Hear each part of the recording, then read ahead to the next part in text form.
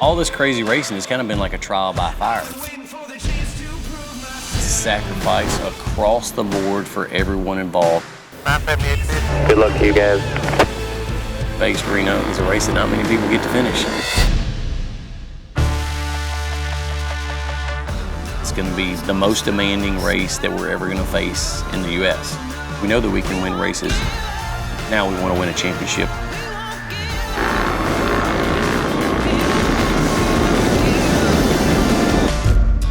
We just landed in Vegas. 2 long days of driving. Man, it is hot out here. I think it's like 112 out here. We're gonna get the car pre-teched, and then we're gonna go snag up D and Mr. Maryland, have a good dinner, and have a good time tonight. August in Vegas is like standing in the center of a volcano getting ready to race. But everybody says it's a dry heat, so it's not that bad. I don't know where these people are from. It doesn't matter what kind of heat it is. At 117 degrees, you are melting in your clothes. And Vegas in August is never a fun place to be. Boone's got this new addiction. It's a game. It's a cell phone game. I'll start with that. But it's not even a racing cell phone game. He tells the race car driver when he needs to change tires, when he needs to pit stop.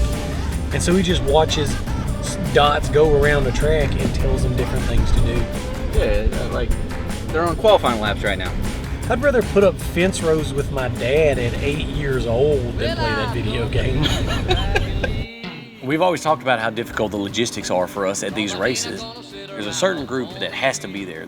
We are making our way towards the airport to pick up Mr. Mount and Dustin Henderson. The power sports and the businesses can't sacrifice without them, so we have to wait till the last minute to get them out there. And it's 116 degrees outside, and all the grids are red right now. And everything is going good until it's not going good. Should we try to park again and wait till this homeboy comes kicks us out again? The security guard keeps running us off. We had to get inside the paid parking, which was an absolute maze to get out of. Tell me when you push the button, I'm gonna start the timer. In 3, 2, 1. There's no way this goes wrong on any level. Nope, we got a good strategy. We got a timer counting. And there's the exit right there, so we're good. We head out 45 minutes ahead of time, plenty of time to beat Mr. Mount to the airport, pick him up, everything goes casually smooth.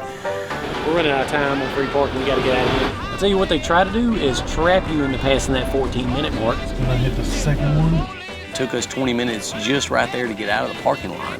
Ooh, man, I don't like this situation. Go to this middle one right here. This ain't even open, bro.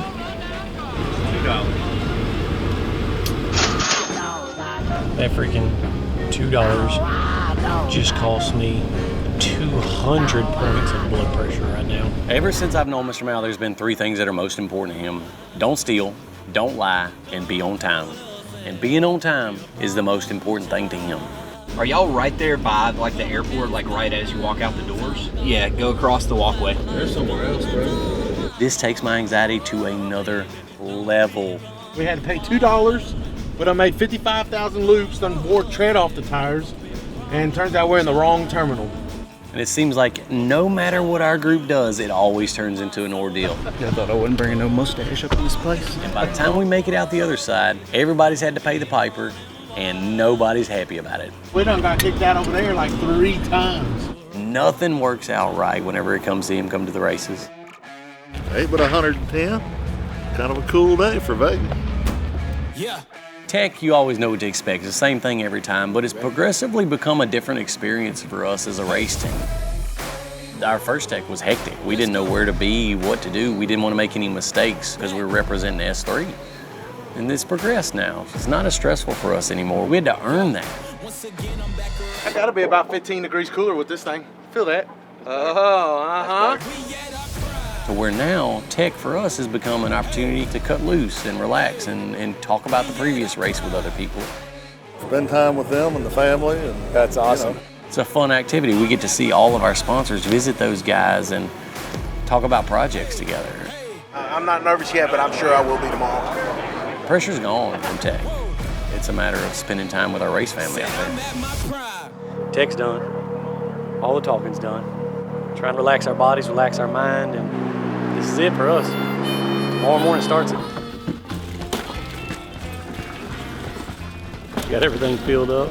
got plenty of food. Even if the world ends after Vegas to Reno, we got enough food to hold us over for a while. Go ahead and grab my 2 pizza ones out. Just wildly speculating, if a zombie apocalypse did happen, we would be able to live 3, maybe 4 weeks with everything that we got. So definitely this will hold us over for Vegas to Reno. We got enough food for me and Cord. I don't know about the rest of them. They're gonna have to fend for themselves. Big day tomorrow. It's gonna be good for some, not good for others. Some interesting things are gonna be happening. Going into Vegas to Reno, we're tied for second place with Mitch Guthrie. We've won several different Best in the Desert races, but now we want to win a championship. And the championship to us put us on the map as one of the most prestigious off-road teams in the country.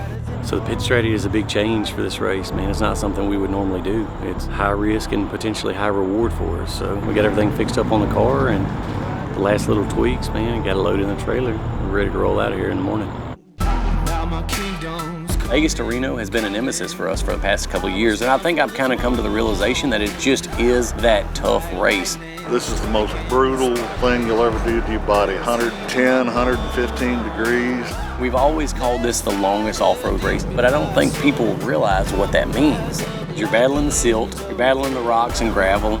We'll be battling extreme heat, battling fatigue, keeping your mind and body focused. It's going to be the most demanding race that we're ever going to face in the U.S. It's the hardest on our pit crew, it's the toughest logistically, it's the hardest on my co-driver, and for sure it's the hardest on my body.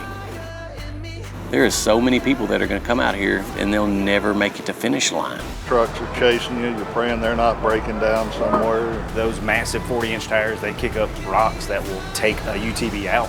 We need to go out there with a strategy of making it to the finish line and keeping the tires rolling the entire time, because you will make it impossible on yourself based on the pace that you're willing to run out there.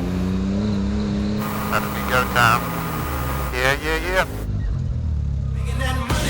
Nice empty on the line. 500 foot.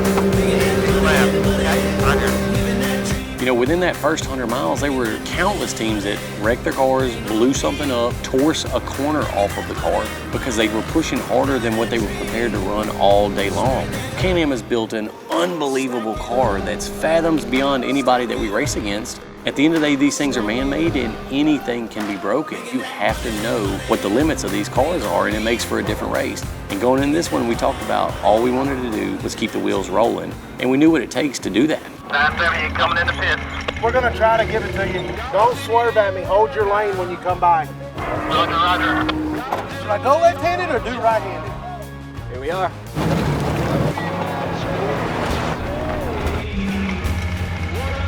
Good freaking shot, my man. Roll, it's time to put it in gear. All right, let's go. Chase races are always a really tricky thing. The difference between a chase race and a fixed pit race is you have some designated areas that you send a crew out to, and they stay in that spot until you come by during the race. Chase races create a whole nother level of difficulty for the logistics There you go, stop. of the chase team. Right? The front axle clamp out here is a little loose, but it's still on there and it's holding. Y'all are ready whenever you are. They have to be prepared to repair anything on the car, and they got to move fast because there's barely enough time to beat you to the next pit before you're going to be coming through. There's certainly an opportunity to miss a car or not be there in enough time to make the repair. And so it creates another dynamic that is stress for the chase team just as much as it is for us in the car. I'm confused because where are all these pit trucks going? These guys are probably going to pit 10. Pit 11's back there. So we backtracked, drove probably 30 miles, and all of a sudden, I look out the rearview mirror. Oh, we just lost a tire.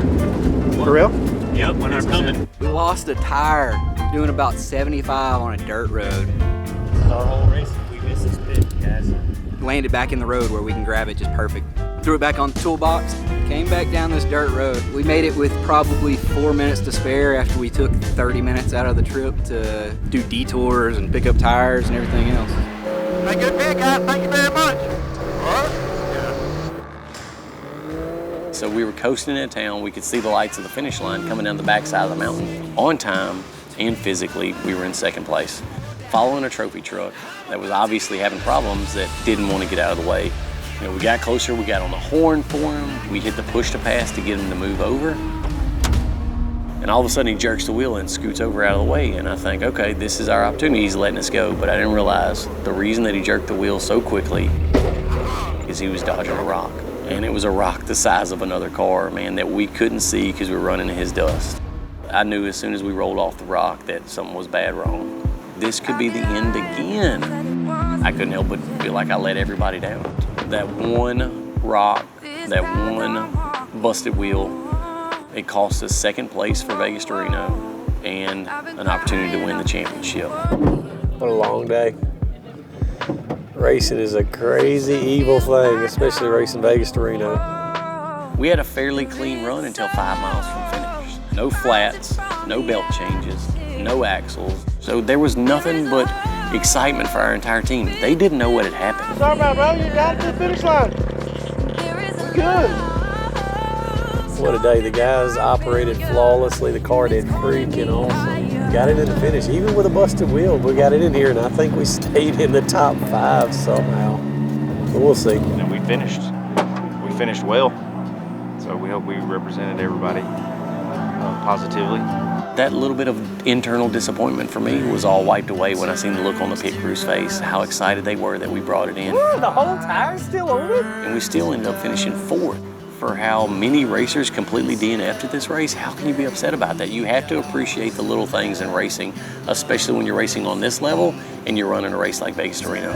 The positive for this race is knowing everybody was excited that we made it to finish. They knew what had happened in the past. The excitement on their face to see us cross the line, how happy they were after a full day of chasing us is what made me happy and made me feel like we'd done it. We had won a battle, even if it wasn't winning Vegas to Reno. I would rather fall off my bicycle on lava concrete than play that video game. It's raining fire out here, boys, and we got the umbrella to stop it. Just thought I remembered to bring it. Hey, bro, you get me out of here? Calm down. Getting ready to go. Who's got the baby bladder now? I would rather wear a haircut like Manny Fresh than play that video game.